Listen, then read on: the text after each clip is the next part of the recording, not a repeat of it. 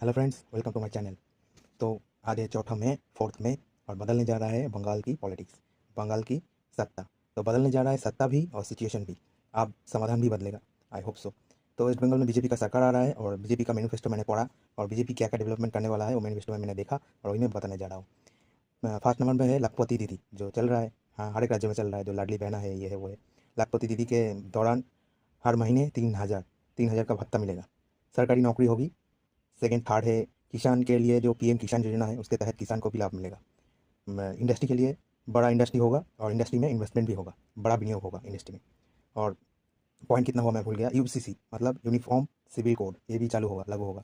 और law and order जो है वेस्ट बंगाल में वो मेंटेन होगा और भी अच्छा होगा, ऐसा मैनिफेस्टो में बोला गया है। और लास्ट में है करप्शन खत्म होगा। और क्या होता है क्या नहीं वो तो देखना पड़ेगा, अभी तो सरकार गठन हुआ है, अभी टाइम है, देखेंगे हम लोग। अभी देखना क्या क्या बदल रहा है, क्या क्या नहीं। तो ये बता देना चाहता हूँ, बीजेपी जो बोलता है वो करता है। वेस्ट बंगाल मैनिफेस्टो में जो जो बोला गया है, हमें आई होप कि ये सब लागू होगा और ये सब मेंटेन होगा और बंगाल जो है और भी डेवलप्ड होगा। ये मेरा होप है, आप भी होप रखना, क्योंकि बीजेपी सरकार प्रचंड बहुमत से आ रहा है।